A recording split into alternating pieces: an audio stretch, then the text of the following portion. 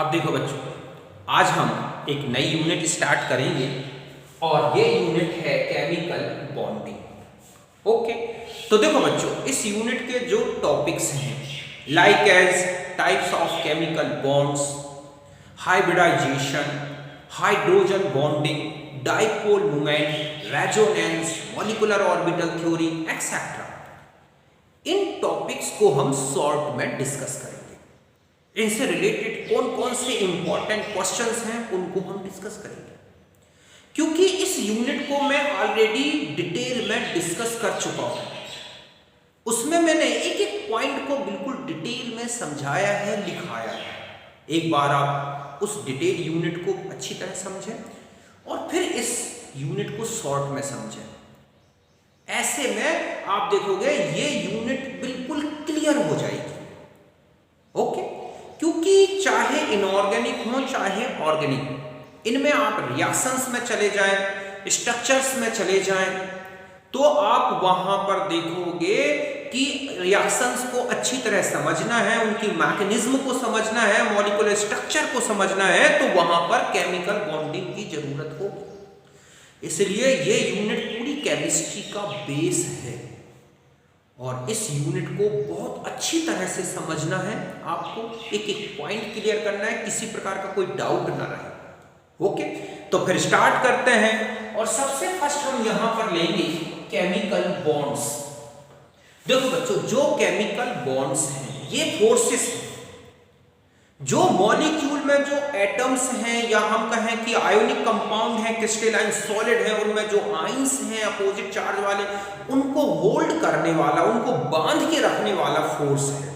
समझ गए ना कि जो केमिकल बॉन्ड है वो एक फोर्स है जो मॉलिक्यूल के अंदर एटम्स को, क्रिस्टल के अंदर आयंस को, इनको बांध के रखता है। तो ऐसा फोर्स ही क्या है? Chemical bond. यही मैंने डिफाइन भी किया है कि the force which holds atoms ions together within molecule or crystal, समझ गए ना बच्चों? तो हम उसे बोलते हैं केमिकल बॉन्ड। अब आता है कि ये जो केमिकल बॉन्ड बनते हैं इसकी क्या क्या मोड्स हैं, मींस वो किस तरह से बनते हैं, ये फोर्स कैसे डेवलप होता है, तो इसी को बोलते हैं modes of formation of chemical bonds.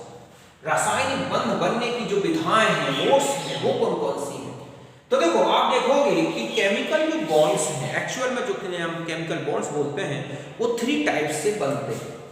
एक होता है ट्रांसफर ऑफ इलेक्ट्रॉन, ठीक है, from one atom to another atom, जिसको हम बोलते हैं आयोनिक बॉन्ड फॉर्मेशन या आयनिक बॉन्ड, कि एक ऐसा बॉन्ड जिसमें 2 एटम्स जिनकी इलेक्ट्रोनेगेटिविटी डिफरेंट होती है, उनके बीच में इलेक्ट्रॉनों का ट्रांसफर होता है।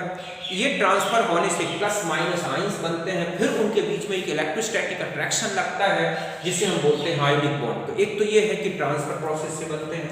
दूसरा है mutual sharing of electron between atoms, कि जो एटम्स हैं वो इलेक्ट्रॉन एक्सचेंज नहीं कर सकते बट शेयरिंग तो कर सकते हैं। इससे वो अपने बीच में एक फोर्स बना देते हैं जिसको हम बोलते हैं केमिकल कोवैलेंट बॉन्ड, सहसंयोजी बंध। समझ गए बच्चों कि इलेक्ट्रॉन्स की शेयरिंग हो जाए, दोनों के बीच में इलेक्ट्रॉन सहभाजित हो जाए, तो एक ये है। और तीसरी होती है कि शेयरिंग भी होगी electron but entire electrons provided by one atom. तीसरा बॉन्ड है कि इसमें एटम के बीच में शेयरिंग होगी electron but shared pair given by only one atom, जिसको हम बोलते हैं कोऑर्डिनेशन बॉन्डिंग। तो इस तरह से 3 टाइप की कोऑर्डिनेशन बॉन्डिंग होती है। ओके, कि जो मोड्स हैं फॉर्मेशन की, बॉन्ड फॉर्मेशन की, ये 3 है। Transfer of electron, sharing of electron, sharing of electron. एक में एक शेयर, 2 इलेक्ट्रॉन की शेयरिंग, इसमें कंप्लीट एक एटम ही शेयर करता है। तो इस तरह से केमिकल बॉन्ड्स बनते हैं, ये इसका रीजन होता है।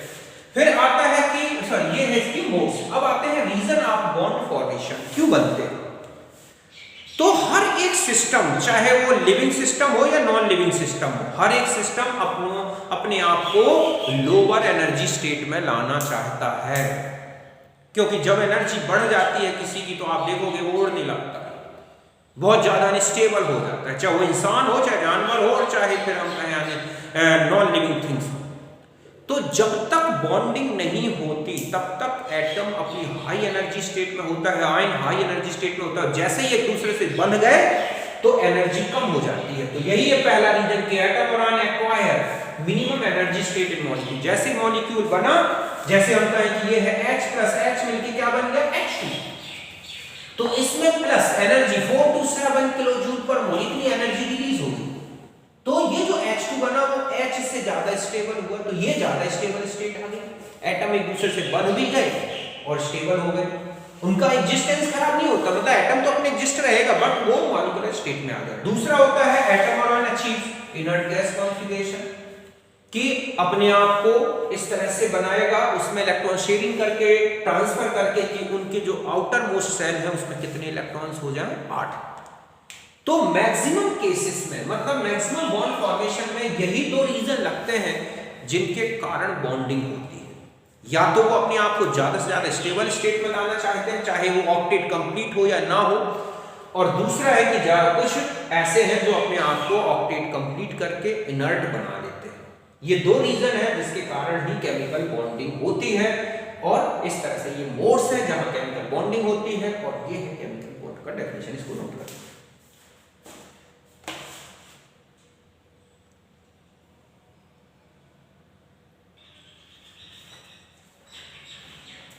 अब देखो बच्चों, अब हम आ जाते हैं नेक्स्ट है वैलेंसी।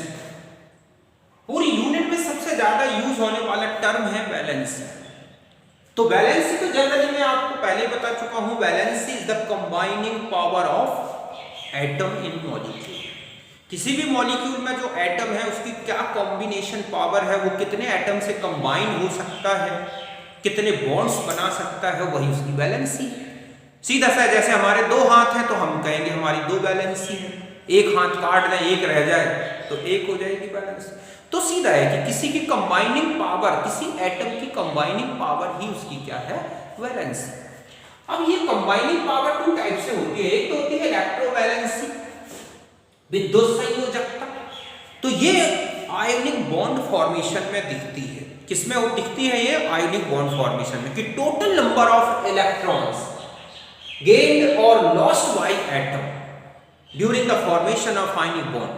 क्योंकि एक आयनिक बॉन्ड बन रहा है तो एटम कितने इलेक्ट्रॉन गेन कर रहा है या कितने लॉस्ट कर रहा है, या हम सीधा से कह सकते हैं कि number of electron transferred in ionic bond formation, कि एक एटम ने कितने इलेक्ट्रॉन ट्रांसफर किए, 2 किए, 1 किए, मींस वो कितने इलेक्ट्रॉन लिए, उसने कितने इलेक्ट्रॉन दिए, वो उसकी क्या कहलाती है, इलेक्ट्रोवैलेंसी। सीधा सा है कि oxidation state of ion in ionic bond is called electrovalency. किसी भी आयोनिक कंपाउंड में जो आयन है उसका जो ऑक्सीडेशन नंबर लगा है, चार्ज, वही उसकी इलेक्ट्रोवैलेंसी होती है। जैसे NaCl बनने में Na+Cl- तो electrovalency of Na1 Cl is 1, MgCl2, अगर हम MgCl2 में किसकी इलेक्ट्रोवैलेंसी कितनी है तो Mg की कितनी हो गई +2, Cl की कितनी हो गई -1, 1 मींस 2 और 1।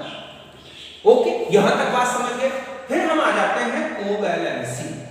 Covalency means total number of covalent bond formed by atom in molecule, कि जब मॉलिक्यूल में जो एटम है उसने कुल कितने कोवैलेंट बॉन्ड बनाए, चाहे वो कोऑर्डिनेशन के फॉर्म में बने हो, चाहे बिल्कुल pure sigma pi bond double bond के फॉर्म में या सिंगल बॉन्ड के फॉर्म में, वो ही क्या कहलाती है, कोवैलेंसी, की number of covalent bond. Covalent bond में कोवैलेंट शेयरिंग वाले भी आते हैं, कंप्लीट कि कोऑर्डिनेशन वाले भी आते हैं, तो वो कितने हैं किसी एटम के मॉलिक्यूल में, वही क्या कहलाते हैं, कोवैलेंसी।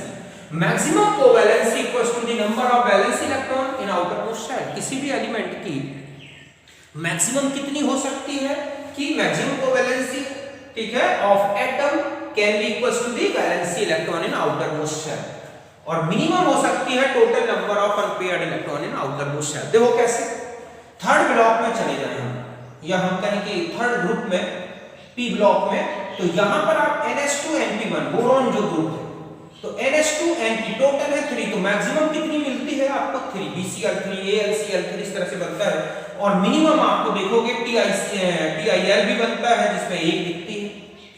ये जो मिनिमम वैलेंसी है ज्यादातर आप देखोगे it is due to inert pair effect, okay, जिसमें NS इलेक्ट्रॉन इनर्ट हो जाता है। ऐसे कार्बन ग्रुप में चले जाओ, NH2Np2 फोर्थ ग्रुप में, तो 4 मैक्सिमम मिनिमम 2 मिलेंगी, PbCl2 भी मिलता है, PbCl4 भी मिलता है, CH4 भी। ऐसे फिफ्थ ग्रुप में चले जाओ तो मैक्सिमम 5 और मिनिमम 3, PCl 5, BiCl 3। सिक्स्थ में चले जाओगे तो मैक्सिमम 6 मिलेगी, इससे ज्यादा तो नहीं मिल सकती। SF6 मिलेगी। पोलोनियम में चले जाओगे तो 2 भी मिलती है। ऐसे ही सेवंथ ग्रुप में चले जाओ मैक्सिमम 7 मिलेगी, क्योंकि मैक्सिमम 7 इलेक्ट्रॉन है। IF7 भी बनता है, ICl भी बनता है। तो ये कोवैलेंसी कहलाती है कि total number of covalent bond. एक क्वेश्चन पूछा जाता है कि N2O4 है और N2O5 है, तो इनमें नाइट्रोजन की कोवैलेंसी क्या है और ऑक्सीडेशन क्या है। देखो ऑक्सीडेशन नंबर तो मैं यूनिट रिडॉक्स में भी समझा चुका हूं। ऑक्सीडेशन की सीधा ऐसा है charge develop in atom in molecule, वो उसके ऑक्सीडेशन स्टेट है। तो देखो हम कहें कि ये है N डबल बॉन्ड O और डबल बॉन्ड O और ये है, और यहां पर है नाइट्रोजन का पेंटॉक्साइड का स्ट्रक्चर। अब आपसे यहां पूछा जाए कि इसमें कितनी कोवैलेंसी है नाइट्रोजन की, तो आप देखोगे कि total number of covalent bond 2 ये है, एक ये है, एक ये। ध्यान रखें, दो डबल बॉन्ड है तो 2 बॉन्ड केमिकल माने जाएंगे, कोऑर्डिनेशन बॉन्ड है तो 1 माना जाएगा वैलेंसी, और एक ये। तो कुल मिला के यहां पर अगर आप देखें, चाहे यहां पर कोवैलेंसी ऑफ नाइट्रोजन आपसे पूछी गई है तो वो कितनी है 4। और अगर आपसे यहां ऑक्सीडेशन पूछा गया है कि ऑक्सीडेशन नंबर कितना है नाइट्रोजन का, तो ये तो आप निकाल के भी देख सकते हैं, या यहां पर देखें +2 और ये +2, तो कितना है यहां पर आपको दिखेगा। तो ये तो इसके नाइट्रोजन नाइट्रोजन जुड़े हैं, तो यहां पर तो क्या होगी 0, बट यहां नाइट्रोजन का 2 पॉजिटिव चार्जेस ऑक्सीजन के कारण और 2 पॉजिटिव चार्जेस, क्योंकि कोऑर्डिनेशन बॉन्ड बनने में जो चार्ज लगाया जाता है डोनर में +2 और इसमें -2, इस तरह से कैलकुलेट होगा। तो यहाँ 4+, तो पहले तो हम कोवैलेंसी की बात करें, तो यहाँ पर भी कोवैलेंसी, यहाँ देखो तो यहाँ पर भी कोवैलेंसी कितनी दिख रही है आपको 4। कई बार एक क्वेश्चन आता है कि नाइट्रोजन पेंटॉक्साइड नहीं बनता, PCl5 बनता है। रीजन है नाइट्रोजन पेंटॉक्साइड बनने में 5 अनपेयर्ड इलेक्ट्रॉन चाहिए, तभी नाइट्रोजन क्या करेगा पेंटॉक्साइड पेंटाक्लोराइड बनाएगा, नाइट्रोजन पेंटाहैलाइड पॉसिबल नहीं है, जबकि फास्फोरस पेंटाहैलाइड पॉसिबल है। तो नाइट्रोजन पेंटाहैलाइड बनने में 5 अनपेयर्ड इलेक्ट्रॉन चाहिए, लेकिन नाइट्रोजन में d ऑर्बिटल ना होने से ऐसा नहीं हो सकता। तो वो पीस जो है NCNX3 तो बना सकता है ट्राईहैलाइड, बट पेंटाहैलाइड नहीं बनाता। फास्फोरस में d ऑर्बिटल होने के कारण पॉसिबल है। तो इस तरह से बैलेंसी तो आप समझ गए होगा, और इसको डिटेल में देखना है तो रिडॉक्स चैप्टर में जाओ, वहां पर खूब अच्छे से बताया है मैंने बैलेंसी के बारे में। यहां तक बात समझ गए, नोट करते हैं।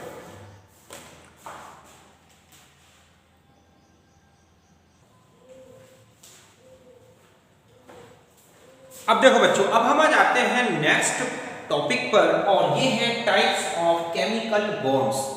तो यहां पर जो हम डिस्कस करेंगे केमिकल बॉन्ड्स, इनमें से एक तो होगा आयोनिक बॉन्ड, जिसे हम बोलते हैं इलेक्ट्रोवैलेंट बॉन्ड, दूसरा कोवैलेंट बॉन्ड और तीसरा कोऑर्डिनेशन। ओके, तो सबसे फर्स्ट होता है आयोनिक बॉन्ड। देखो ionic bond means chemical bond which formed by transfer of electron between atoms, means one atom lose the electron and one atom gain the electron and form a positively charged ions.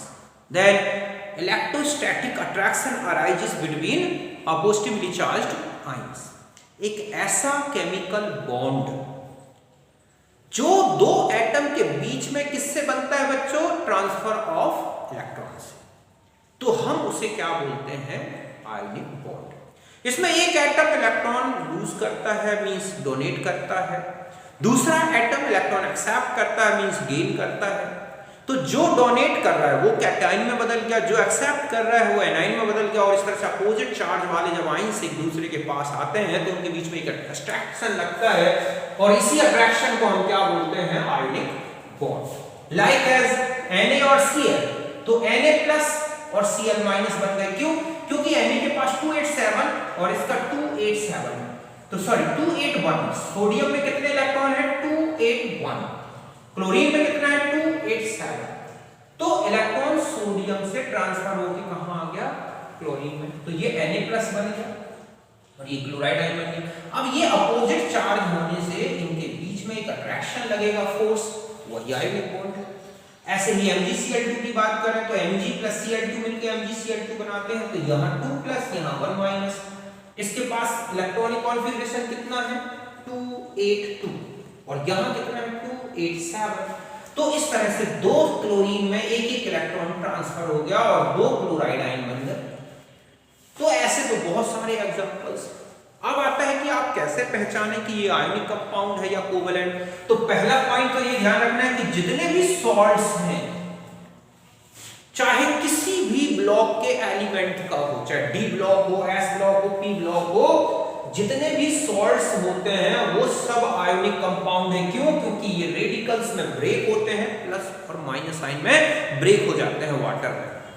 तो एक तो ये ionic compound है। दूसरा है halides हो गए, oxide, sulphate, carbonates, nitrate, bicarbonate, phosphate of S block element. सीधा सा है एस ब्लॉक और पी ब्लॉक के एलिमेंट्स अगर जुड़े दिख रहे हैं ना आपको, तो ध्यान रखें वो आयनिक कंपाउंड लिख देंगे सीधे। समझ गए ना कि जब एस ब्लॉक का एलिमेंट पी ब्लॉक के साथ जुड़ा हो, हाइड्रोजन को छोड़ दो, तो बाकी जितने भी कंपाउंड्स आपको दिखते हैं वो सब आयोनिक कंपाउंड होंगे। इसलिए इस पर पहचानना है NaCl, KCl, KBr, Ki, Na2, K2, NaOH, K2O, Na2O, इस तरह के जितने भी आपको कंपाउंड्स दिखते हैं एस ब्लॉक और पी ब्लॉक के साथ, वो सब इसी में आते हैं। किसमें आते हैं?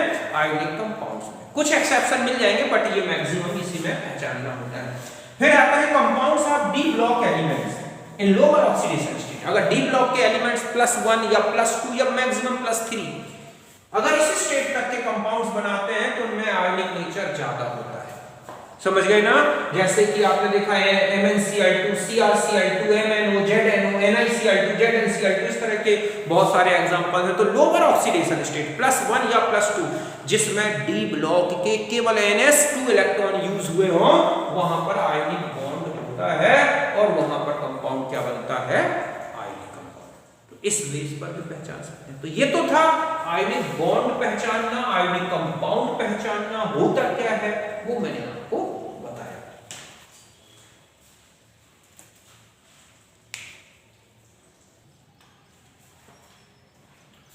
अब देखो बच्चों, अब आता है एक ऑब्जेक्ट, पूछ लिया जाता है conditions of ionic bond formation, कि आयोनिक बॉन्ड फॉर्मेशन के लिए क्या कंडीशंस जरूरी हैं, कि कब आयोनिक बॉन्ड बनेगा।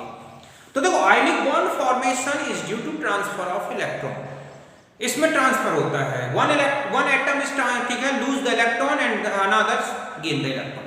तो जो लूज कर रहा है इलेक्ट्रॉन, इसका मतलब है कि उसमें अच्छी टेंडेंसी होनी चाहिए, इलेक्ट्रॉन लूजिंग पावर अच्छी होनी चाहिए, और जो इलेक्ट्रॉन एक्सेप्ट कर रहा है उसमें बहुत अच्छी इलेक्ट्रॉन एक्सेप्टिंग पावर होनी चाहिए।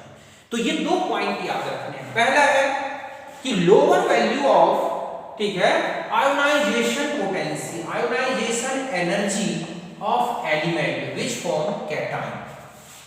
पहला है कि lower value of ionisation energy of element which form cation. जिस कैटायन, जो एलिमेंट कैटायन बना रहा है, उसकी आयोनाइजेशन एनर्जी की वैल्यू क्या होनी चाहिए? कम। जैसे कि आप देखते हैं किसमें मिलता है? S block. यही रीजन है कि एस ब्लॉक के एलिमेंट्स हमेशा कैटायन बनाते हैं। और हायर वैल्यू ऑफ, ठीक है, इलेक्ट्रॉन एफिनिटी, इलेक्ट्रॉन एफिनिटी की हायर वैल्यू होनी चाहिए विच फॉर्म एनाइन। जो एलिमेंट एनाइन बना रहा है उस एलिमेंट की इलेक्ट्रॉन एफिनिटी उच्च होनी चाहिए। समझ गए बच्चों कि जो कैटायन बना रहा है उसमें आयोनाइजेशन एनर्जी कम होनी चाहिए, और जो एनाइन बना रहा है उसकी इलेक्ट्रॉन एफिनिटी ज्यादा होनी चाहिए। मींस जैसे ऑक्सीजन ग्रुप है, हैलोजन ग्रुप है, इन ग्रुप के जो मेंबर्स हैं आप देखोगे ये क्या बनाते हैं? हमेशा एनाइन, क्योंकि इनकी बहुत ज्यादा इलेक्ट्रॉन एफिनिटी है। तीसरी कंडीशन है लो चार्ज ऑफ आयंस, चाहे वो कैटायन हो या एनाइन, इनमें चार्ज की वैल्यू कम होनी चाहिए। +-1 आप देखोगे या +-2 मैक्सिमम इस कंडीशन में ज्यादा से ज्यादा आयनिक नेचर होता है, जल्दी आयनिक बॉन्ड बनता है, अरे ना। इससे अगर ज्यादा चार्ज आ गया तो क्या बन जाएगा? Covalent bond. और नेक्स्ट होता है lower lattice energy of compound. जो भी आयनिक कंपाउंड बन रहा है उसकी लैटिस एनर्जी कम होनी चाहिए।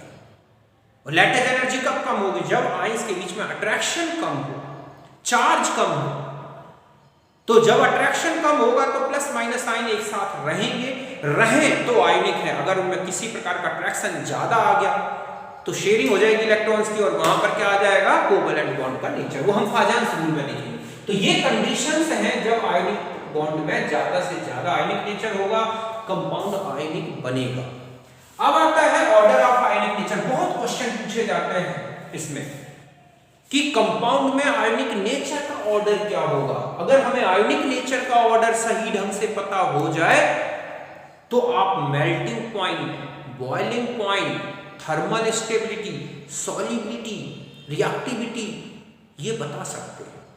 ओके, तो देखो इतना सा ध्यान रखना है कि ionic nature of compound is directly proportional to the size of cation and inversely proportional to the size of anion. Cation जितना बड़ा होगा उतना ज्यादा आयनिक नेचर लाएगा, एनायन जितना छोटा होगा उतना ज्यादा आयनिक नेचर। ऐसा क्यों बच्चों? क्योंकि छोटे बड़े जो कैटायन होते हैं उनकी पॉलीराइजिंग पावर कम होती है और जो छोटे एनायंस होते हैं उनकी पॉलीराइजिबिलिटी कम होती है। मींस जो बड़ा कैटायन है वो एनायन के क्लाउड को कम खींचता है, छोटा एनायन है अपने क्लाउड को खींचने नहीं देगा। ऐसे में प्लस माइनस साथ तो रहेंगे मगर किसी के क्लाउड में कोई डिस्टॉर्शन नहीं करेंगे, कोई किसी के क्लाउड को मिक्स नहीं करेगा और वहां पर प्योर आयनिक बॉन्ड का नेचर बना रहेगा। तो ध्यान रखना है कि जो आयनिक गुण है वो कैटायन की साइज के डायरेक्टली प्रोपोर्शनल है और एनायन की साइज के इनवर्सली प्रोपोर्शनल। इसके अलावा charge value of ions, ion में जितना ज्यादा नेगेटिव पॉजिटिव चार्ज होगा ध्यान रखें उतना ही कम आयनिक कैरेक्टर होगा। अभी हम ऑर्डर बताते हैं। जैसे पहले हम साइज की बात करें तो देखो lithium, sodium, potassium, rubidium, caesium. आपसे पूछा जाए कि आयनिक नेचर का ऑर्डर क्या होगा तो इस तरह से इनके लिए कंपाउंड बने तो सीजियम के चाहे वो हैलाइड हो, क्लोराइड हो, ब्रोमाइड हो, ऑक्साइड हो, नाइट्रेट हो, फॉस्फेट हो, लिथियम में ज्यादातर कोवैलेंट नेचर मिलेगा तो मैक्सिमम नेचर किसमें सीजियम में क्या मिलेगा? आयनिक नेचर। बस समझ गए ना? चाहे वो हैलाइड से लेके बात की गई हो, ऑक्साइड से लेके बात की गई हो, हाइड्रोक्साइड, कुछ भी। ऐसे चार्ज की बात की गई हो तो देखो 4 -, 3 -, 2 -, 1 - तो जितना कम चार्ज एनाइन में उतना ही ज्यादा आयनिक नेचर होगा। यही रीजन है कि CH को टोटली कोवैलेंट है जबकि HF में आयनिक नेचर ज्यादा होता है। आयोडाइड, ब्रोमाइड, क्लोराइड, फ्लोराइड, अगर हम इनाइंस की बात करें तो सबसे ज्यादा फ्लोराइड में हो। क्यों? क्योंकि सबसे छोटा, अगर आप इनकी ये कौन सा ऑर्डर लिखा है मैंने, ये इनकी साइज का ऑर्डर हो गया, ये इनके चार्ज का ऑर्डर है। यहां पर मैं इसको चार्ज के ऑर्डर में लगा दूं तो चार्ज ज्यादा तो आयनिक नेचर कम। और अगर हम साइज की बात करें, एनाइन की साइज तो देखो सबसे बड़ा आयोडाइड है तो सबसे कम आयनिक नेचर। और भी देखो आप, ठीक है, कि अगर हम और भी देखें कैटाइन के चार्ज की बात करें, कैटाइन में की चार्ज बढ़े तो क्या होगा? तो आपको सीधा सा है कि अगर चार्ज चाहे कैटाइन हो चाहे एनाइन हो, चार्ज वैल्यू किसी की भी बढ़ती है तो उसमें कोवैलेंट कैरेक्टर बढ़ता है और आयनिक नेचर कम हो जाता है। जैसे lithium, beryllium 2+, lithium 1+, boron 3+, carbon 4+, या हम ये कहें Na+, मैग्नीशियम 2+, एल्युमिनियम 3+, Si 4+। तो यहां पर जैसे हम इसका इनके कंपाउंड देखें LiCl, BeCl2, BCl3, CCl4 तो आयनिक नेचर इस ऑर्डर में होगा। क्यों? क्योंकि यहां सबसे ज्यादा पॉजिटिव चार्ज है। तो चार्ज अगर कैटाइन का भी बढ़ेगा तो आयनिक नेचर कम होगा। जस्ट ऐसा ही इसमें देख लो आप, NaCl आपको ऐसा मिलेगा, MgCl2, ओके, AlCl3 और Si4 ये Cl4। ये कई बार ऐसा दे दिया जाता है, जैसे आपको दे दिया NaCl, ठीक है, MgCl2, CaCl2, AlCl3।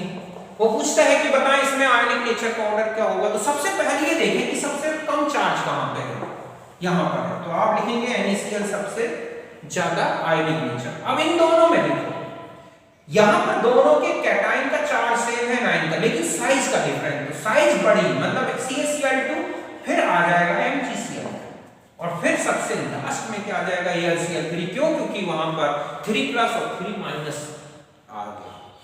तो अगर चार्ज सेम दिख रहे हो कैटाइन एनाइन के तो फिर साइज को देखें, साइज सेम दिख रही है तो चार्ज देखें, इस तरह से। तो चाहे कैटाइन हो एनाइन हो, चार्ज ज्यादा तो आयनिक नेचर कम, साइज बड़ी कैटाइन की तो आयनिक नेचर ज्यादा, साइज बड़ी एनाइन की तो आयनिक नेचर कम हो जाएगा। ऐसे बहुत सारे एग्जांपल्स मिलते रहेंगे, बस आपको ये ध्यान रखना है कि चार्ज की वैल्यू, साइज ये देखना है। अब एक चीज और बता दूं कि मेल्टिंग पॉइंट, बॉइलिंग पॉइंट, ठीक है, थर्मल स्टेबिलिटी, ओके, कि जो कंपाउंड की थर्मल स्टेबिलिटी है, मेल्टिंग पॉइंट है, बॉइलिंग पॉइंट है, कुछ में आप सॉल्युबिलिटी का भी मैक्सिमम में देखोगे, कुछ छोड़ दें, तो directly proportional to the ionic nature. जितना ज्यादा आयनिक नेचर उतना ही ज्यादा उस कंपाउंड का melting point, boiling point, thermal stability, solubility. जैसे देखो आप LiCl, ठीक है, NaCl, KCl, RbCl और CSCl, ओके। जस्ट यहां पर लिखा है AlCl3, MgCl2, NaCl, ये यहां पर लिखा है Na2O, K2O, Rb2O, ठीक है, CS2, इस तरह से। और भी अगर बेसिसिटी की बात की गई हो तो बेसिसिटी ऑफ ऑक्साइड, हाइड्रोक्साइड, इन सब में आयनिक नेचर है। अब मैं इनमें पूछूं कि आप बताओ कि इसमें मेल्टिंग पॉइंट का क्या ऑर्डर होगा, तो सबसे पहले आप देखें हैलाइड सब में सेम है। कैटाइन की साइज बढ़ रही है, कैटाइन की साइज बढ़ेगी तो आयनिक नेचर बढ़ेगा, आयनिक नेचर बढ़ेगा तो ये सब बढ़ जाएंगे। मींस इससे ज्यादा मेल्टिंग पॉइंट इसका, इससे ज्यादा इसका, बॉइलिंग पॉइंट, थर्मल स्टेबिलिटी। यही रीजन है कि एस ब्लॉक में ऊपर से नीचे जाएं, आयनिक नेचर बढ़ता है तो थर्मल स्टेबिलिटी बढ़ती है, सॉल्युबिलिटी बढ़ती है। क्यों? क्योंकि ऊपर से नीचे जाने पर लैटिस एनर्जी और हाइड्रेशन एनर्जी दोनों डिक्रीज होती हैं, बट हाइड्रेशन एनर्जी के रिस्पेक्ट में लैटिस एनर्जी ज्यादा डिक्रीज हो जाती है और ऐसे में जो है सॉल्युबिलिटी बढ़ती है। कुछ एक्सेप्शनल केस हैं, वो हम अलग से डिस्कस करेंगे। ऐसे इसमें पूछा जाए तो आयनिक नेचर का ऑर्डर यहां आएगा, इसमें क्लोराइड सेम है लेकिन चार्ज 3+, 2+, 1+। यहां देखो आप 1+, -2, 1+, -2, 1+, -2, 1+, -2, ये इनके बेसिसिटी का ऑर्डर है, यही इनकी मेल्टिंग पॉइंट का ऑर्डर है। तो एस ब्लॉक में ऊपर से नीचे चले जाएं, ऑक्साइड, हाइड्रोक्साइड, हैलाइड, हैलाइड को, ठीक है, इसी प्रकार नाइट्रेट, सल्फेट, फॉस्फेट, कार्बोनेट, इनको आप देखोगे इनकी सॉल्युबिलिटी, इनकी थर्मल स्टेबिलिटी, इनका मेल्टिंग पॉइंट, इनका बॉइलिंग पॉइंट, ये सब बढ़ते हैं। रीजन है आयनिक नेचर बढ़ना। तो इस तरह से आप किसी भी ऑर्गेनिक कंपाउंड में ये बता सकते हैं कि उसमें कितना आयनिक नेचर है। परसेंटेज आयनिक कैरेक्टर निकालने का भी एक फॉर्मूला है जो अभी हम आगे देखेंगे। वैसे भी इलेक्ट्रोनेगेटिविटी में भी मैंने बताया था वो फॉर्मूला, उससे रिलेटेड न्यूमेरिकल भी बताए थे और आगे डिस्कस करेंगे हम अभी। तो इस तरह से आपने देखा आयनिक कंपाउंड के बारे में, यहां तक बात समझ गए। अब आती है एक चीज और, strength of ionic bond. Ionic bond की स्ट्रेंथ क्या होगी, कितना पावरफुल होगा आयनिक बॉन्ड। तो ध्यान रखना है कि स्ट्रेंथ ऑफ आयनिक बॉन्ड में होता है चार्ज ऑफ आयंस। जो आयंस हैं उनके चार्ज जितने ज्यादा होंगे, लैटिस एनर्जी, जितनी ज्यादा लैटिस एनर्जी उतना ज्यादा स्ट्रेंथ आयनिक बॉन्ड की, और inversely proportional to the size of cation और एनायन। कैटायन और एनायन की साइज अगर बड़ी है तो लैटिस एनर्जी कम हो जाएगी, लैटिस एनर्जी कम होगी तो स्ट्रेंथ आयनिक बॉन्ड की। देखो बॉन्ड की स्ट्रेंथ बतानी है, आयनिक नेचर क्या है ये नहीं बताना। जितना ज्यादा आयनिक बॉन्ड की स्ट्रेंथ, ध्यान रखें उस कंपाउंड में उतना ही कम आयनिक नेचर। यहां पर एक और ध्यान रखें कि आयनिक नेचर जो है inversely proportional to the bond strength. देखो कैसे, अब आपसे कहा जाए LiCl, BeCl2 और BCl3, या यहां लिखा है NaCl, यहां MgCl2, AlCl3, या यहां लिखा है AlF3, Al2O3, Aln। ठीक है, तो यहां देखो चार्ज ऑफ आयन की बात करें तो +1, +2, +3, -1, -1, -1, तो ये है आयनिक बॉन्ड की स्ट्रेंथ। NaCl +1, MgCl2 और 3 +, -1, -1, -1, ये हो जाएगा। यहां +3 -1 +3 -2 +3 -3 ये हो जाएगा। जितना ज्यादा प्लस माइनस का चार्ज का प्रोडक्ट आएगा ना, ध्यान रखें, उतना ही ज्यादा स्ट्रेंथ होगी बॉन्ड की, आयनिक बॉन्ड उतना ही स्ट्रॉन्ग बनेगा। लैटिस एनर्जी का भाई यही ऑर्डर दिखता है।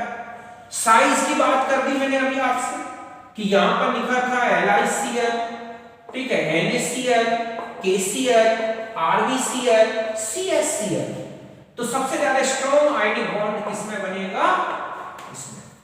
और आयनिक बॉन्ड जितनी स्ट्रेंथ नेचर जितना ज्यादा स्ट्रॉन्ग होगा, आयनिक नेचर उतना ही कम हो जाएगा, और ये आयनिक नेचर का डिक्रीजिंग ऑर्डर भी होता है। तो इस तरह के क्वेश्चन बनते हैं। अब आपसे कह दिया गया BeCl2, LiCl, ठीक है, NaCl, और इसके अलावा लिखा है CaCl2। अब आपसे पूछा जाए कि इनमें आयनिक बॉन्ड स्ट्रेंथ का ऑर्डर बताएं। अब आपको यहां देखना है सबसे पहले चार्ज का प्रोडक्ट। यहां 2 + 2 - टोटल हो गया, ऐसे यहां 2 + 2 टोटल 2 - हो गया। लेकिन यहां और यहां दोनों में charge quantity product plus minus के चार्ज की वैल्यू का प्रोडक्ट सेम है, लेकिन साइज का देखना है। तो सबसे ज्यादा आयनिक बॉन्ड स्ट्रेंथ BeCl2, फिर आ जाएगा CaCl2। अब यहां देखेंगे, यहां पे भी वही प्रोडक्ट चार्ज सेम है, लेकिन साइज का डिफरेंस है, तो LiCl, और फिर क्या आ जाएगा बच्चों? NaCl। और आयनिक बॉन्ड स्ट्रेंथ आप समझ गए, तो आप कोवैलेंट बॉन्ड नेचर भी बता सकते हैं, आयनिक बॉन्ड का नेचर बता सकते हैं, मतलब ऑर्डर बता सकते हैं, मेल्टिंग बॉइलिंग पॉइंट का ऑर्डर। अगर आपसे आयनिक बॉन्ड स्ट्रेंथ पहचान गए तो आप आयनिक नेचर उसका उल्टा कर दें, आयनिक नेचर उल्टा करोगे तो मेल्टिंग बॉइलिंग पॉइंट सब उल्टा हो जाएंगे। आयनिक नेचर कम तो मेल्टिंग बॉइलिंग पॉइंट भी कम, सॉरी डायरेक्टली प्रोपोर्शनल है। तो आयनिक नेचर अगर ज्यादा तो सब ज्यादा, आयनिक नेचर कम तो सब कम। तो इस तरह से आप आयनिक बॉन्ड से रिलेटेड ये क्वेश्चन सॉल्व करने होते हैं। यहां तक बात समझ गए होगा?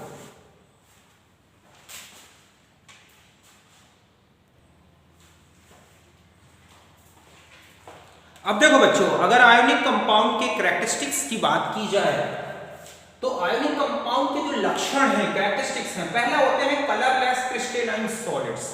आप देखोगे जितने भी आयोनिक कंपाउंड होंगे, मैक्सिमम डी ब्लॉक को छोड़ दो, तो कलरलेस हैं, एस और पी ब्लॉक के क्रिस्टलाइन सॉलिड होते हैं, ये लिक्विड में नहीं होते। ब्रिटल नेचर के होते हैं, बहुत ही ज्यादा हार्ड होते हैं, ठीक है, और हाई मेल्टिंग और बॉइलिंग पॉइंट, भंगुर होते हैं, बहुत कठोर होते हैं, उच्च गलनांक पत्रांक वाले होते हैं, सॉल्युबल इन वाटर और पोलर सॉल्वेंट। जितने भी पोलर सॉल्वेंट्स हैं जिनके, ठीक है, डाइलेक्ट्रिक कांस्टेंट बहुत ज्यादा होते हैं, उनमें ये सॉल्युबल है।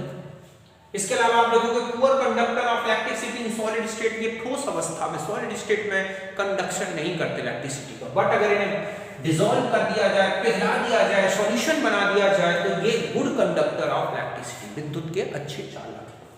हाईली केमिकल रिएक्टिव, इनकी केमिकल रिएक्टिविटी बहुत ज्यादा होती है, मींस अगर हम ये कहें कि इनकी जो काइनेटिक स्टेबिलिटी है बहुत कम होती है, और थर्मल स्टेबिलिटी बहुत ज्यादा होती है, बहुत ज्यादा हाईली थर्मल स्टेबल है, बहुत ज्यादा हाई टेम्परेचर तक ये डिकम्पोज्ड नहीं होते। उच्च, समझ गए बच्चों, उच्च रूप से रासायनिक क्रियाशील है और उच्च थर्मल स्टेबल है। फिर है नॉट सो ज्योमेट्रिकल आइसोमेरिज्म या isomerism, it is due to non directional nature of ionic bond, क्योंकि कोवैलेंट जो आइसोमेरिज्म है या तो कोवैलेंट बॉन्ड के डायरेक्शन में या बॉन्ड की पोजीशन में चेंज करने से बनती है, और वो चूंकि ionic bond non directional nature का होता है, इसलिए इसमें आइसोमेरिज्म नहीं मिलती। ये ऑब्जेक्ट का क्वेश्चन भी होता है कि इनमें से किस कंपाउंड में आइसोमेरिज्म नहीं होगी, तो ध्यान रखें अगर वो आयनिक नेचर के है तो नहीं होगी। तो यहां तक बात समझ गए। अब हम आ जाते हैं कोवैलेंट बॉन्ड की बात।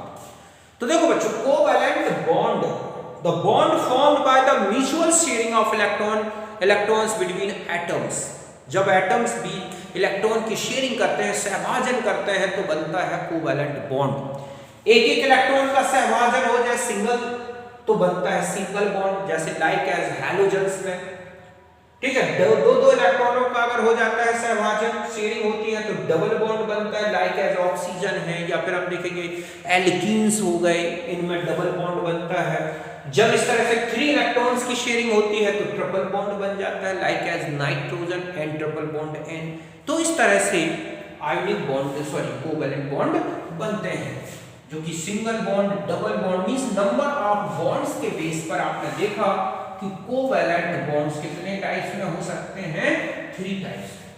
नेचर के बेस पर भी पूछ लिया जाता है कि नेचर के बेस पर कोवैलेंट बॉन्ड और कंपाउंड कितने हो सकते हैं, ठीक है। तो टाइप्स ऑफ, अगर आप देखें types of covalent bond on the basis of nature, तो एक तो होता है नॉन पोलर, ठीक है, जिसे हम कह सकते हैं प्योर कोवैलेंट बॉन्ड, ये ठीक है, फॉर्म्ड बिटवीन सेम, ठीक है, या एटम्स ऑफ सेम एलिमेंट। जब बिल्कुल सेम एलिमेंट के एटम्स जुड़ते हैं तो बिल्कुल नॉन पोलर प्योर होता है, like as N2O2 Cl2 Br2 I2 F2 H2 P4 S8 AS4, इस तरह के कोई भी एलिमेंट के एटम्स अगर प्योर स्टेट में उसी के जुड़े हैं तो वहां ध्यान रखें हमेशा क्या होगा, कोवैलेंट बॉन्ड। सेकेंड टाइप है पोलर, ठीक है, पोलर कोवैलेंट बॉन्ड। तो पोलर कोवैलेंट बॉन्ड मींस होता है कि कोवैलेंट बॉन्ड जो होगा, covalent bond between different atoms of, ठीक है, atoms of different elements, atoms of different elements, अलग अलग तत्वों के जब परमाणु जुड़े दिखें तो वहां देखें, ध्यान रखें कि पोलर बॉन्ड होगा, लाइक एज H2O, ठीक है। इसी तरह से आप देखोगे H2O है या NH3 है, ठीक है, इसी प्रकार CH3 है या H2S है, इस तरह से HF है, HCl है, HBr है, HI है, N, ठीक है, नाइट्रोजन के ऑक्साइड्स हो गए। तो इस तरह के जो कंपाउंड्स आपको मिलेंगे जिनमें 2 डिफरेंट एलिमेंट्स के एटम्स बॉन्डेड हो, तो ध्यान रखें वहां पर क्या बॉन्ड बता दोगे, non polar, polar covalent bond. अब वो कितने परसेंट है, उसमें कुछ ही पोलर नेचर हो सकता है, मैक्सिमम पोलर नेचर हो सकता है, ये मैंने आपको इलेक्ट्रोनेगेटिविटी के डिफरेंस में बताया था। अभी हम परसेंटेज आयनिक कैरेक्टर और कोवैलेंट कैरेक्टर का भी एक फॉर्मूला भी देखते हैं, जिससे आप उसमें बता सकते हैं कि कितना परसेंट पोलर नेचर है, कितना परसेंट आयनिक नेचर है, कितना परसेंट कोवैलेंट नेचर है। तो ये तो समझ गए आप कि सेम एटम्स जुड़े हैं तो आप लिखोगे नॉन पोलर, डिफरेंट एटम्स जुड़े हैं तो पोलर, ओके। इस बेस पर आप पोलर नॉन पोलर पहचान सकते हैं। अब आता है कि कोवैलेंट बॉन्ड फॉर्मेशन, ठीक है, कंडीशंस कब बनते हैं। देखो, तो सबसे पहला है कि एलिमेंट्स हैविंग सिमिलर, ठीक है, आयोनाइजेशन एनर्जी, इलेक्ट्रॉन एफिनिटी, या हम कहें इलेक्ट्रोनेगेटिविटी, अगर ये सेम है या बिल्कुल सेम है या सिमिलर है तो वहां पर ध्यान रखें कोवैलेंट नेचर आएगा। समझ गए बच्चों कि सबसे पहली शर्त है कि कोवैलेंट बॉन्ड बनने में जो एलिमेंट्स हैं उनके आयोनाइजेशन एनर्जी में सिमिलरिटी हो, उनकी इलेक्ट्रॉन एफिनिटी में, इलेक्ट्रॉन बंधुता में सिमिलरिटी हो, इलेक्ट्रॉन बंधुता में विद्युत ऋणीयता, इलेक्ट्रोनेगेटिविटी अगर सिमिलर है तो ध्यान रखें वहां ज्यादा से ज्यादा कोवैलेंट बॉन्ड का फॉर्मेशन होगा। एग्जांपल है, ठीक है, elements of P block, P block के अगर एलिमेंट्स के कंपाउंड्स, एलिमेंट्स ऑफ पी या कंपाउंड्स, ऐसा कहें कि compounds of element of P block, ये वाला, जैसे आपसे कहा है CO2, NH3, PCl5, ठीक है, SiO2 या SO2, या फिर हाइड्रोकार्बन्स हो गए, ये हो गए ऑर्गेनिक कंपाउंड जितने भी हैं, ध्यान रखें इन इनऑर्गेनिक कंपाउंड्स में कौन सा कैरेक्टर होता है? Covalent character. क्यों? क्योंकि इन एलिमेंट्स की हाई इलेक्ट्रॉन एफिनिटी है और जितने भी चाहे वो कंपाउंड्स में डिफरेंट एलिमेंट्स हों, कितने भी पोलर नॉन पोलर हों, उनमें ये अगर सिमिलर है तो वहां पर कोवेलेंट नेचर आएगा। तो एक तो ये कि कोवेलेंट बॉन्ड में सिमिलर नेचर वाले होने चाहिए, तब कोवेलेंट बॉन्ड बनता है। ठीक है, तो पी ब्लॉक एलिमेंट्स हैं, ठीक है, और आते हैं कि सेम एटम्स मॉलिक्यूल्स जो है, जिन एटम्स के मॉलिक्यूल सेम है उनमें भी यही बॉन्ड दिखता है। क्यों? क्योंकि उनकी सेम इलेक्ट्रोनेगेटिविटी होगी। ओके, दूसरी कंडीशन देखो, दूसरा है हाई चार्ज ऑफ आयंस। अगर वो आयंस के फॉर्म में दिख रहे हैं और हाई चार्ज है तो कोवेलेंट नेचर आएगा। मैं ये कहूं LiCl, BeCl2, ठीक है, BCl3 और CCl4, तो ये कोवेलेंट नेचर हो।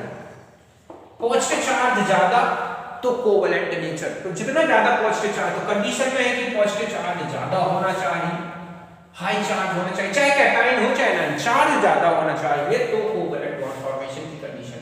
तीसरा है साइज की बात करें तो साइज में आप देखोगे कि जो कोवेलेंट नेचर है, साइज ऑफ एनाइन, जितना ज्यादा साइज और साइज ऑफ कैटायन, कैटायन की साइज छोटी और एनाइन की साइज बड़ी है तो वहां कोवेलेंट कैरेक्टर आएगा। जैसे HF, HCl, HBr, HI, मैं कहूं कोवेलेंट कैरेक्टर तो ये ऑर्डर मिलेगा, समझ गए ना? H2O, H2S, H2SE, H2TE, तो ये है कोवेलेंट कैरेक्टर, H2SE, H2TE, तो ये कोवेलेंट कैरेक्टर है। क्या है ये? Covalent character. तो साइज अगर बड़ी है कैटायन की तो आयनिक कैरेक्टर ज्यादा, और एनाइन की साइज बड़ी है तो कोवेलेंट कैरेक्टर ज्यादा। ओके, और भी देखो आप, साइज की बात हो गई, चार्ज ज्यादा होना चाहिए, इलेक्ट्रोनेगेटिविटी, इलेक्ट्रॉन एफिनिटी सिमिलर होना चाहिए, हाई लैटिस एनर्जी क्या होनी चाहिए? हाई लैटिस एनर्जी, तो कोवेलेंट कैरेक्टर आएगा। जैसे NaCl, ठीक है, MgCl2, AlCl3, SiCl4, तो ये ऑर्डर आएगा कोवेलेंट कैरेक्टर का। तो जितनी ज्यादा लैटिस एनर्जी होगा कोवेलेंट बॉन्ड उतने जल्दी बनेगा, जितना ज्यादा साइज बड़ी होगी एनाइन की कोवेलेंट बॉन्ड उतना ज्यादा बनेगा, जितना ज्यादा चार्ज होगा और जितना कम डिफरेंस होगा पीरियोडिक प्रॉपर्टीज में कोवेलेंट कैरेक्टर ज्यादा होगा। अब देखो बच्चों, स्ट्रेंथ की बात की गई हो कि स्ट्रेंथ ऑफ कोवेलेंट बॉन्ड, हम सीधा ये कह सकते हैं bond energy of covalent bond. वैसे भी मैं पैरामीटर्स बताऊंगा, बॉन्ड पैरामीटर वहां पर इस बॉन्ड एनर्जी, तो सीधा देखो ऐसे ध्यान रखना है कि किसके, तो नंबर ऑफ, या हम ये कहें बॉन्ड ऑर्डर, क्या याद रखना है कि बॉन्ड ऑर्डर के डायरेक्टली प्रोपोर्शनल लैटिस एनर्जी, ठीक है, चार्ज प्रोडक्ट, जितना ज्यादा चार्ज का प्रोडक्ट होगा उतना ही ज्यादा स्ट्रेंथ आएगी, जितना ज्यादा बॉन्ड ऑर्डर होगा जितनी ज्यादा लैटिस एनर्जी होगी, और साइज ऑफ एटम्स के इनवर्सली प्रोपोर्शनल। एटम्स बड़े बड़े साइज के हैं तो बॉन्ड स्ट्रेंथ कम हो जाती है। कुछ एक्सेप्शनल केसेस आएंगे जहां पर लोन पेयर रिपल्सन की बात की गई हो, लोन पेयर, ठीक है, नंबर ऑफ लोन पेयर भी देखें, इससे भी बॉन्ड स्ट्रेंथ डिक्रीज हो जाती है, बॉन्ड एनर्जी होती है। जैसे C single bond C double bond C, इससे ज्यादा C triple bond C, bond order की बात है। ओके, मॉलिक्यूलर ऑर्बिटल थ्योरी में कई क्वेश्चन बनते हैं, बॉन्ड ऑर्डर निकाल लो और बॉन्ड स्ट्रेंथ बता दो, बॉन्ड एनर्जी का ऑर्डर बता दो। लैटिस एनर्जी मैंने आपसे बताई, NaCl, AlCl3, MgCl2, AlCl3, SiCl4, ये ऑर्डर मिलेगा बॉन्ड एनर्जी, ये बॉन्ड स्ट्रेंथ का। जस्ट ऐसा देखो केमिकल है, चेंज चार्ज को, लैटिस एनर्जी की बात होगी, चार्ज प्रोडक्ट AlF3, ओके, तो यहां पर देखो Al2O3, Aln, यहां पर तो यहां +3 -1 +3 -2 +3 -3, तो ये कोवेलेंट कैरेक्टर का ऑर्डर आएगा। साइज ऑफ एटम की बात की गई हो तो HF, HCl, HBr, HI ऐसा मिलेगा आपको ऑर्डर। लोन पेयर रिपल्सन की बात की गई तो C single bond C, CN ये हो गया O और F single bond F single bond की बात की जाए तो ये ऑर्डर मिलेगा। लोन पेयर रिपल्सन के कारण हैलोजन में जरूर ये ऑर्डर मिलता है, ऐसा समझ गए ना। ये एक्सेप्शनल केस है क्योंकि तीन लोन पेयर फ्लोरीन में आ जाने से बहुत ज्यादा रिपल्सन होता है, साइज छोटी होने के बाद ये बहुत बड़ा साइज हो गया, लेकिन यहाँ पर क्लोरीन में लोन पेयर रिपल्सन कम, साइज बड़ी, ऐसे बॉन्ड एनर्जी का, तो ये बॉन्ड एनर्जी या बॉन्ड स्ट्रेंथ का ऑर्डर मिलता है हैलोजन एलिमेंट्स में। और भी कई चीजें डिपेंड करती हैं, जैसे कि स्ट्रेन है मॉलिक्यूल में तो बॉन्ड एनर्जी डिक्रीज हो जाती है, तो कई ऐसे फैक्टर्स हैं। मेनली लेकिन ध्यान रखना है कि स्ट्रेंथ का बॉन्ड ऑर्डर बताएं से कोवेलेंट बॉन्ड की, तो ये कुछ पॉइंट्स याद रखें। अब आ जाता है कोवेलेंट नेचर इन कंपाउंड, कि आपको कोवेलेंट नेचर बताना हो तो मैंने कंपाउंड्स बता दिए कि P ब्लॉक के एलिमेंट्स बनाते हैं, D ब्लॉक के कंपाउंड हायर ऑक्सीडेशन स्टेट में कोवेलेंट बॉन्ड बनाते हैं, ठीक है। तो इस तरह से सिमिलर एलिमेंट्स जुड़े हो तो वहां कोवेलेंट बॉन्ड होगा। स्ट्रेंथ बता दी। बॉन्ड लेंथ के बारे में अगर आते हैं तो और आगे हम बॉन्ड पैरामीटर्स देखेंगे। अब हम यहां आ जाते हैं कि स्ट्रेंथ भी बता दी मैंने, अब आता है कोवेलेंट नेचर। अगर आपसे कोवेलेंट नेचर की बात की गई है तो ध्यान रखें कि covalent nature in compound directly proportional to the charge product, okay ये है, और इनवर्सली प्रोपोर्शनल टू दी, इसके अलावा size of anion upon size of cation. ये जितना ज्यादा चार्ज उतना ज्यादा कोवेलेंट कैरेक्टर, जितना बड़ा साइज एनायन का उतना ज्यादा कोवेलेंट कैरेक्टर। कैटायन मतलब जो मैंने एनाइन उसके लिए बताया है, किसके लिए, आयनिक बॉन्ड का ऑर्डर, उसको उल्टा याद कर लो आप, ओके। तो और इसके अलावा लैटिस एनर्जी का ध्यान रखें कि कोवेलेंट नेचर आपको देखना है तो इतने पॉइंट्स याद रखें, कोवेलेंट कैरेक्टर पहचान जाओगे। जैसे लिखा है CCl4, SiCl4, ठीक है, और GeCl4, SnCl4, PbCl4, covalent character का ऑर्डर पूछ लेंगे इस तरह से। तो ऐसे आपको साइज के बेस पर कैटायन एनायन जैसे LiCl, NaCl, KCl, K, ठीक है, RbCl, इस तरह से। तो ये है इसका कोवेलेंट कैरेक्टर। आप देखोगे नीचे उनके हैलाइट्स में इतना ज्यादा कोवेलेंट कैरेक्टर है कि वो ऑर्गेनिक कंपाउंड में, पिरिडीन में, एसीटोन में डिसॉल्व होते हैं। तो ये कोवेलेंट कैरेक्टर देखना है, और भी हम फार्मूला बेस पर भी निकाल सकते हैं। तो यहां तक आप समझ गए कि कोवेलेंट कैरेक्टर। अब आता है, देख ध्यान रखें कि melting boiling point, melting point, stability, ये जो है सॉलिबिलिटी, ठीक है, इन वाटर, अगर इनकी बात की गई हो तो ये directly inversely proportional to the covalent character. किसके कैरेक्टर के, कोवेलेंट कैरेक्टर के इनवर्सली प्रोपोर्शनल होते हैं। क्यों, क्योंकि आयनिक बॉन्ड के तो डायरेक्टली प्रोपोर्शनल है। और एक दूसरे का अगर हम देखें तो कोवेलेंट कैरेक्टर है inversely proportional to the ionic character. समझ गए ना, आयनिक कैरेक्टर के इनवर्सली प्रोपोर्शनल आपको ध्यान रखना है। ये है कोवेलेंट कैरेक्टर, कोवेलेंट कंपाउंड्स के बारे में। अब हम आ जाते हैं कि अगर हम कैरेक्टरिस्टिक्स की बात करें, कोवेलेंट कंपाउंड्स में कई बार कैरेक्टरिस्टिक्स पूछे जाते हैं। तो देखो, एक तो कैरेक्टरिस्टिक्स में अगर आ जाए, ठीक है, तो देखो कौन कौन से कैरेक्टर्स हैं। एक तो ये है कि सॉलिड, लिक्विड, ठीक है, गैस, ठीक है, एग्जिस्ट, हम ये कहेंगे एग्जिस्ट इन, ये सभी में मिलते हैं, सॉलिड, लिक्विड, गैस। देखो आप, वाटर है, लिक्विड है, एसिड्स हैं, लिक्विड है, N2O, CO2, SiO2, sorry SO2, SO3 gases हैं। सॉलिड में भी बहुत सारे मिलेंगे आपको, समझ गए। दूसरा होता है कि ये अगर इनके मेल्टिंग पॉइंट, बॉइलिंग पॉइंट की बात की गई तो ये लो होते हैं, क्योंकि ऑलरेडी ये तो लिक्विड गैस में ज्यादातर मिलते हैं, तो इनकी मेल्टिंग बॉइलिंग पॉइंट कम होते हैं। पुअर कंडक्टर, ठीक है, conductor of electricity in solid state, liquid state, solution, in सब।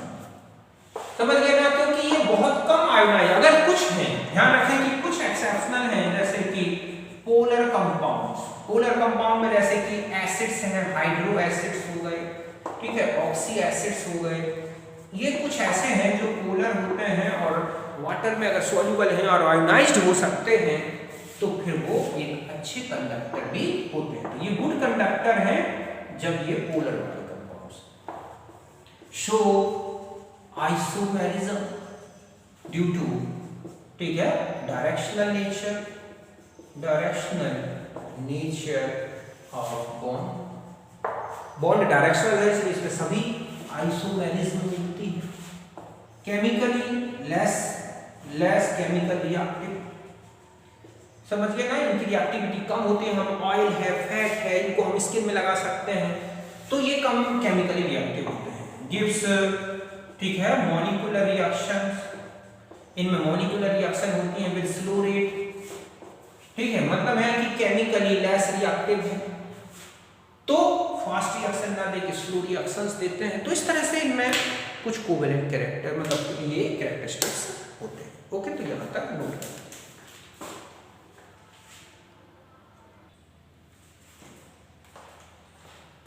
अब देखो बच्चों, नेक्स्ट आता है कोऑर्डिनेशन बॉन्ड। कोऑर्डिनेशन बॉन्ड, उपसहसंयोजी बंध। तो देखो ये भी एक कोवेलेंट बॉन्ड है, बट कोवेलेंट बॉन्ड फॉर्मेशन में जो शेयरिंग हो रही है इलेक्ट्रॉन पेयर की, वो दो एटम में से किसी एक एटम से आता है। समझ गए ना कि the bond formed by mutual sharing of electrons, but both electrons of shared pair given by one of the two atoms. जो दो एटम्स थे उनमें से केवल एक एटम अपना लोन पेयर डोनेट कर देता है, शेयर पेयर देता है, और ऐसे में जो बॉन्ड बनता है वो क्या कहलाता है बच्चों? Coordination bond. It is also called semi polar या डेटिव बॉन्ड। क्या कहलाता है इसको? सेमी पोलर भी बोलते हैं, डेटिव ऐसे इसलिए क्योंकि ये एक ऐसा बॉन्ड है जिसमें 50% तो आपको दिखेगा आयोनिक नेचर और 50% क्या दिखेगा? Covalent nature. मींस इसमें जो डोनर एटम है, जो इलेक्ट्रॉन पेयर दे रहा है, वो पॉजिटिव चार्ज, और जो एक्सेप्टर है वो क्या हो जाता है? नेगेटिव चार्ज का। ये तब होगा चार्ज प्लस माइनस जब डोनर की इलेक्ट्रोनेगेटिविटी कम और एक्सेप्टर की ज्यादा हो। समझ गए बच्चों? पहले भी मैं कुछ कंडीशन बताऊंगा। तो जैसे O3, आप O3 में देखोगे दो ऑक्सीजन पहले तो शेयरिंग करनी, तो ये शेयरिंग हुई है और यहां पर इसने पूरा कोऑर्डिनेशन कर रखा है। तो इस तरह से इस ऑक्सीजन का भी ऑक्टेट कंप्लीट, इसका भी ऑक्टेट कंप्लीट, इसका, और इस तरह से यहां डबल बॉन्ड जो कि कोवेलेंट बॉन्ड है, और ये क्या है? Coordination bond. इसका डायरेक्शन कहां से कहां होता है? ठीक है, डोनर से एक्सेप्टर की तरफ। मींस यहां पर पॉजिटिव चार्ज लगेगा, यहां पर नेगेटिव। सेम एटम जुड़े हो और उनके बीच में इस तरह का कोऑर्डिनेशन बॉन्ड हुआ हो, फॉर्मेशन, तो ध्यान रखें एक में प्लस एक में माइनस लगेगा, डोनर में प्लस और एक्सेप्टर में माइनस। एक चीज। दूसरा है कि लेस इलेक्ट्रोनेगेटिव एटम डोनर हो और एक्सेप्टर हाई इलेक्ट्रोनेगेटिव हो, तो भी ऐसे में आपको प्लस माइनस चार्ज लगाना है।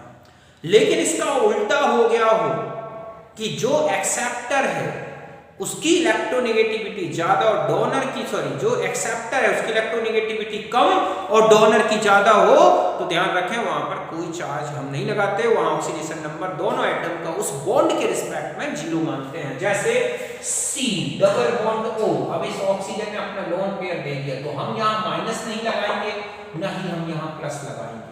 जस्ट ऐसा ही अगर लिखा है N डबल बॉन्ड, जैसे कि लिखा HNC, और इसने लोन पेयर दे रखा है, तो हम इसमें प्लस नहीं लगाएंगे, यहाँ माइनस नहीं लगाएंगे। क्यों? क्योंकि यहाँ इसकी इलेक्ट्रोनेगेटिविटी ज्यादा है, इसकी कम। जो डोनर है अगर उसकी इलेक्ट्रोनेगेटिविटी ज्यादा है, तो वो क्यों, उसकी इलेक्ट्रोनेगेटिविटी ज्यादा होने के बाद भी उसमें कभी पॉजिटिव चार्ज नहीं आएगा। यही रीजन है कि जब हम कोऑर्डिनेशन कंपाउंड्स में देखते हैं कि जब हम लोन पेयर सेंट्रल एटम को मेटल एटम को जोड़ते हैं, तो हम सेंट्रल मेटल एटम में कभी भी नेगेटिव चार्ज नहीं लगाते। क्यों? क्योंकि लिगेंड की इलेक्ट्रोनेगेटिविटी ज्यादा और मेटल की कम होती है। बट अगर कहीं ऐसा होता है कि इलेक्ट्रॉन डोनर जो है उसकी इलेक्ट्रोनेगेटिविटी कम है और एक्सेप्टर की ज्यादा है, तो फिर प्लस माइनस लगा दें। ओके, यहां तक बात समझ गए होंगे। अब कुछ कंपाउंड्स ऐसे हैं जिनमें सभी बॉन्ड्स मिलते हैं। तो पहले तो मैं ये कंपाउंड बता दूं, जैसे SO2 है, SO3 आप देखोगे SO3 में तीनों इस तरह से कोऑर्डिनेशन भी होता है। H2SO4 H3PO4 में चले जाओ, OP एक पॉइंट इस तरह से बना रहता है, 3 OH। H2SO4 में चले जाओ, तो ये यहां से लेके यहां तक जो मैंने लिखे हैं ये ऐसे कंपाउंड हैं जिनमें कोऑर्डिनेशन और कोवैलेंट दोनों बॉन्ड्स मिलते हैं। ये ऐसे कंपाउंड्स लिखे हुए हैं NH4Cl, NH4OH, R4NX जिनमें तीनों बॉन्ड्स दिखते हैं। जैसे NH4Cl में चले जाओ, 3 कोवैलेंट बॉन्ड, एक कोऑर्डिनेशन, एक आयनिक बॉन्ड। यहां पर H+ आके जुड़ता है तो H+ और Cl- जुड़े होते हैं। तो इस तरह से ऐसे ही आप इसमें देख लो, तो ऐसे ऑब्जेक्ट को सबसे ज्यादा पूछे गए क्वेश्चन, इनमें से कौन सा कंपाउंड है जिसमें कोवैलेंट कोऑर्डिनेशन दोनों है, इनमें से कौन सा कंपाउंड है जिसमें 3 टाइप्स के बॉन्ड्स हैं, इस तरह से पूछे जाते हैं क्वेश्चन। तो आपको ये मैक्सिमम एग्जांपल्स इस तरह से देखने हैं, ठीक है, और उसमें ये देखना है कि कहां आयनिक बॉन्ड है। जैसे हम ये कहें, ये लिखा है K4FeCN6। अब मैं कहूं इसमें आयनिक बॉन्ड कहां है, तो ये प्लस और यहां माइनस, ठीक है। कोवैलेंट बॉन्ड यहां है, लेकिन यहां और यहां क्या है, कोऑर्डिनेशन बॉन्ड। तो लिगेंड के एटम्स के बीच में कोवैलेंट बॉन्ड, लिगेंड और मेटल के बीच में कोऑर्डिनेशन, कोऑर्डिनेशन स्फीयर और काउंटर आयन के बीच में आयनिक बॉन्ड। ऐसे ध्यान रखना है, समझ गए ना, कि अगर आप कॉम्प्लेक्स में चले जाएं तो कहां-कहां पर आपको ध्यान रखना है कि आयनिक बॉन्ड कहां आता है। इसमें आयनिक बॉन्ड होगा हमारा काउंटर आयन, जो होगा counter ion plus coordination sphere, इनके बीच में तो क्या होगा बच्चों, आयनिक बॉन्ड। एक कोऑर्डिनेशन बॉन्ड कहां बताओगे आप, तो मेटल प्लस किसके बीच में, लिगेंड के बीच में। और मैं कहूं कोवैलेंट कहां पर है, तो आप लिखेंगे एटम्स ऑफ लिगेंड। समझ गए ना। तो कॉम्प्लेक्स ऐसे हैं जहां पर आपको, इसी तरह से आप N2O5 में देखो कि इसमें कौन से कोवैलेंट है। जैसे ये लिखा है OO, यहां पर आपने ऐसा लगा दिया तो ये कोऑर्डिनेशन, लेकिन यहां पर ये क्या है, कोवैलेंट बॉन्ड। तो इस तरह से कोऑर्डिनेशन, कोवैलेंट, इनके बारे में आयनिक बॉन्ड ये विशेष ध्यान रखना है। यहां तक बात समझ गए, कहीं कोई दिक्कत नहीं है अब आपको। ये है। अब अगर आपसे नेचर पूछा जाए, ठीक है, मैंने ये पॉइंट तो आपको बता ही दिया कि इलेक्ट्रोनेगेटिविटी कम ज्यादा के बेस पर कब प्लस कब माइनस लगाना है। दो एटम सेम है, उनके बीच में कोऑर्डिनेशन है, तो जो डोनर है उस पे प्लस और एक्सेप्टर में माइनस, पहला।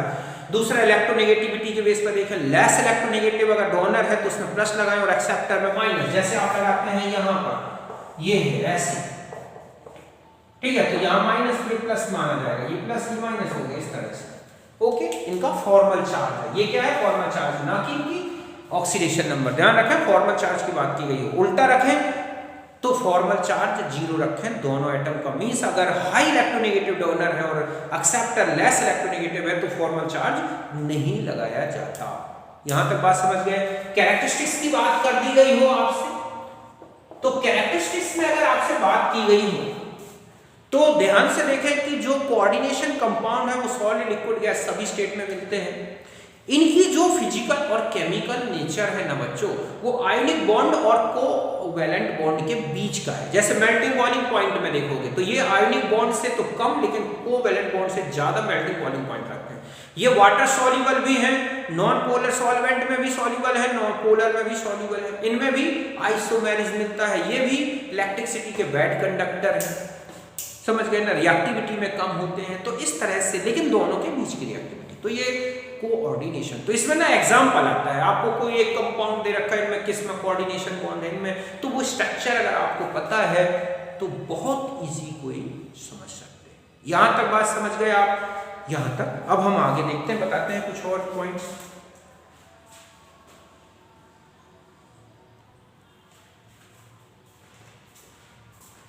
अब देखो बच्चों, नेक्स्ट आ जाते हैं और ये है ionic nature in covalent bond. और एक आप देखोगे covalent nature in ionic bond.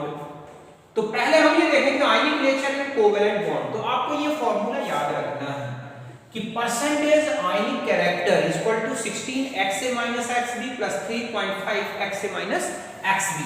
यहां पर XA क्या है, इलेक्ट्रोनेगेटिविटी ऑफ हायर, ठीक है, इलेक्ट्रोनेगेटिव एटम, और X भी जो है लेस इलेक्ट्रोनेगेटिव एटम, मींस यहां पर X से ग्रेटर देन X भी लेना है।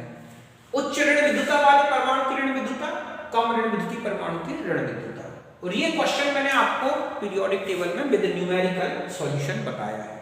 और एक और फॉर्मूला होता है mu observed upon mu calculated into 100। Mu observed कहलाता है ऑब्जर्व्ड, ठीक है, डाइपोल मोमेंट। मैं इसके सॉल्यूशन, इसके क्वेश्चन डाइपोल मोमेंट में बताऊंगा आपको।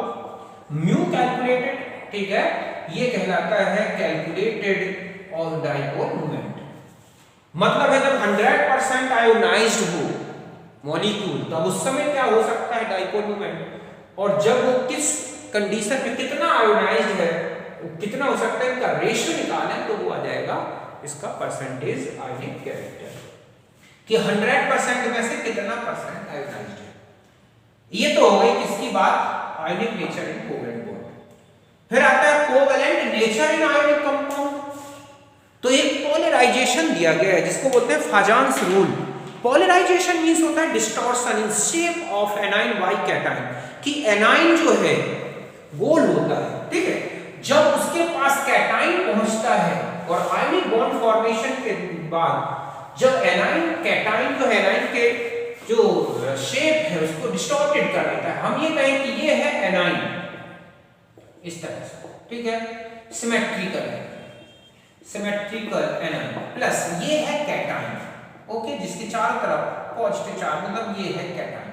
तो ये क्या करता है कि बॉन्ड बनने में, देखो जब अगर ऐसा रहेगा कि यहाँ प्लस और माइनस, तो यहाँ एक अट्रैक्शन लगेगा, ये तो है आयनिक बॉन्ड, मतलब कैटाइन होता है, ये छोटा है इस तरह से, तो यहाँ क्या बनेगा, आयनिक बॉन्ड। कोई किसी के क्लाउड को मिक्स नहीं करता, no mixing of electron cloud, केवल प्लस माइनस अट्रैक्ट रहे तो वहां 100% आयनिक कैरेक्टर होगा। बट ये क्या होगा कि इस तरह से ये जो है एनाइन का जो क्लाउड है, फिर क्या होता है, यहाँ पर जैसे ही पॉलराइजेशन अगर होता है तो एनाइन का क्लाउड यूं हो जाता है और ये कैटाइन का क्लाउड, और फिर ये क्या होगा कि जो कैटाइन और एनाइन के क्लाउड हैं ये मिक्स हो जाते हैं ऐसे, और यहाँ पर क्या आ जाता है, कोवेलेंट बॉन्ड।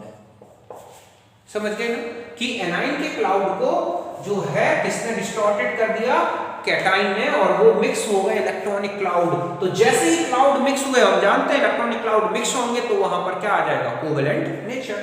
तो यहाँ कोवेलेंट नेचर आता है। अब यहाँ ध्यान रखें कि covalent nature directly proportional to the polarisation. मैंने यहाँ लिख दिया distortion in the shape of anion, और भी डिटेल पढ़ना है तो वहां चले जाए, केमिकल बॉन्डिंग चैप्टर में मैंने पूरा डिटेल में बताया, इसको डिफाइन किया, लिखा हिंदी सब। तो पोलराइजेशन के डायरेक्टली प्रोपोर्शनल। अब आता है कि पोलराइजेशन किसके डायरेक्टली प्रोपोर्शनल होता है। ध्यान रखें, polarising power of cation and polarisability of anion. Polarising power का मतलब होता है कि क्लाउड को अपनी ओर अट्रैक्ट करने की जो टेंडेंसी है ना कैटाइन की, the tendency of cation to attract electron cloud itself toward itself, अपनी तरफ इलेक्ट्रॉन क्लाउड को जब खींचता है ना तो वो कहलाती है polarising power of cation. Cation जितना छोटा होगा और जितना ज्यादा चार्ज होगा, ध्यान रखें, पोलराइजिंग पावर जो है, power charge of cation upon size of cation, size जितनी छोटी होगी उतनी ज्यादा पोलराइजिंग पावर, जितना ज्यादा चार्ज होगा, या फिर स्यूडो इलेक्ट्रॉनिक कॉन्फ़िगरेशन हो। स्यूडो मतलब है कैटाइन के आउटर मोस्ट शेल में 8 की जगह अगर 18 इलेक्ट्रॉन है तो उसकी पोलराइजिंग पावर ज्यादा होगी। मींस अगर हम ये कहें Na+ और Cu+, तो यहाँ 8 है और यहाँ 18 है, तो इसकी पोलराइजिंग पावर ज्यादा होगी, इससे ज्यादा होगी Zn2+ की, क्यों, क्योंकि 18 और 2 चार्ज है। एक बार क्वेश्चन आया है कि Cu2Cl2 और CuCl2 में किसमें ज्यादा कोवेलेंट कैरेक्टर होगा, तो यहाँ पर देखिए +1 है, यहाँ +2, यहाँ 18 इलेक्ट्रॉन है, यहाँ 17 है, तो ध्यान रखें CuCl2 में ज्यादा पोलराइजिंग पावर होगी देन Cu2Cl2 में ज्यादा कोवेलेंट कैरेक्टर होगा देन CuCl2, क्यों, क्योंकि 18 इलेक्ट्रॉन है, स्यूडो कॉन्फ़िगरेशन है। समझ लेना, इस तरह के क्वेश्चन आते हैं। और अगर आप पोलराइजिबिलिटी की बात करें कि ये तो मैंने बताया आपको क्या, पोलराइजिंग पावर कि कैटाइन और एनाइन की। अब आपसे पूछा जाता है कि पोलराइजिबिलिटी, ठीक है, ये क्या है, तो देखो पोलराइजिबिलिटी मींस ये होती है, पोलराइजिबिलिटी जो है, पोलराइजिबिलिटी मतलब है कि टेंडेंसी ऑफ एनाइन, ठीक है, टूवर्ड्स डिस्टॉर्शन, कि वो डिस्टॉर्शन के मींस डिस्टॉर्टेड होने के लिए वो कितना ज्यादा तैयार है, उसको डिस्टॉर्टेड होने की टेंडेंसी कितनी है, the tendency of anion for distortion या टूवर्ड्स डिस्टॉर्शन, कि वो कितने जल्दी वो होता है, डिस्टॉर्टेड होता है। तो ये directly proportional to the size of anion and charge. जितना ज्यादा बड़ा साइज एनाइन का, जितना ज्यादा चार्ज एनाइन का, उतना ही ज्यादा डिस्टॉर्शन उसकी पोलराइजेबिलिटी होगी। अगर आपसे कहा जाए इस तरह से ध्रुवणता कि ऋणायन को अपने अभ्र को विकृत करने की टेंडेंसी, तो इस तरह से हम ये कहें कि ये है इसकी पोलराइजेबिलिटी का ऑर्डर, ठीक है। और चार्ज की बात की गई हो तो जैसे हम ये कहें कि ये है F minus oxygen 2 minus N3 minus C4 minus, ये पोलराइजेबिलिटी का ऑर्डर होगा। चार्ज जितना ज्यादा होगा, ठीक है, उतनी ही ज्यादा पोलराइजेबिलिटी। और अगर आपको देखना है तो पोलराइजिंग, ठीक है, पोलराइजिंग पावर एक होता है रिलेशन साइज, ठीक है, चार्ज अपॉन साइज का स्क्वायर। पोलराइजिंग पावर पूछी जाती है कैटाइन की, तो एक ये रिलेशन भी होता है कैटाइन की पोलराइजिंग पावर का, चार्ज अपॉन रेडियस का स्क्वायर। पर यूनिट एरिया में कितना चार्ज आ रहा है कैटाइन का, उतनी ही ज्यादा उसकी पोलराइजिंग पावर होगी। और मैंने बताया आपको कि पोलराइजिंग पावर या पोलराइजेबिलिटी ज्यादा तो कोवेलेंट नेचर। अब जैसे मान लिखा Na plus K plus Rb plus Cs plus, polarising power ये है। तो कंपाउंड में अगर कोवेलेंट कैरेक्टर की बात की गई हो तो ये आ जाएगा, ठीक है, RbCl CsCl इस तरह से। अब ध्यान रखना है कि बॉइलिंग पॉइंट हो, मेल्टिंग पॉइंट है inversely proportional to the covalent character, ठीक है। तो अगर हम इनके बॉइलिंग पॉइंट की बात करें तो बिल्कुल उल्टा याद रखना पड़ेगा आपको। ये है RbCl और CsCl, तो यहां पर ये इनकी बॉइलिंग पॉइंट का ऑर्डर है। सॉल्युबिलिटी की बात की गई हो तो solubility inversely proportional to the covalent character in water, कि वाटर में अगर सॉल्युबिलिटी तो कोवेलेंट कैरेक्टर के इनवर्सली प्रोपोर्शनल होती है। कोवेलेंट कैरेक्टर ज्यादा, मतलब जैसे हम कहें HF, HCl, HBr और HI रूल के अनुसार, तो इस तरह से अगर आप देखें तो कोवेलेंट कैरेक्टर के रीजन पर इस तरह से आपको सॉल्युबिलिटी का ऑर्डर मिलेगा। लेकिन बहुत सारे कई रीजन भी हैं जो सॉल्युबिलिटी को इफेक्टेड करते हैं, हम उसको अलग से डिटेल में स्टडी करेंगे। ओके, ऐसे ही आपको चार्ज के बेस पर कैटायन अब लिखा है Li plus Be2 plus boron 3 plus carbon 4 plus, तो ये पोलराइजिंग पावर है LiCl BeCl2, ठीक है, BCl3 CCl4, ये कौन सा कैरेक्टर है इसका, कोवेलेंट कैरेक्टर। तो कोवेलेंट कैरेक्टर आपको ध्यान रखना है पोलराइजेशन की डायरेक्टली प्रोपोर्शनल है। हाजान्स रूल ये कहता है कि कैटाइन का चार्ज ज्यादा, एनाइन का चार्ज ज्यादा तो पोलराइजेशन ज्यादा, पोलराइजेशन ज्यादा तो कोवेलेंट कैरेक्टर ज्यादा, एनाइन का साइज बड़ा तो पोलराइजेशन पावर कम, बट पोलराइजेबिलिटी एनाइन का साइज बड़ा तो पोलराइजेबिलिटी ज्यादा। कॉन्फ़िगरेशन इन सब पर डिपेंड करता है।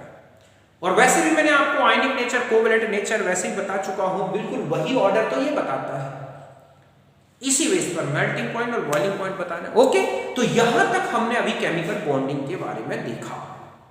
अब हम नेक्स्ट टॉपिक में लेंगे जिसमें हम बॉन्ड पैरामीटर्स हैं इनके बारे में स्टडी करेंगे। ओके, तो मिलते हैं नेक्स्ट वीडियो में, तब तक के लिए नमस्कार, थैंक यू।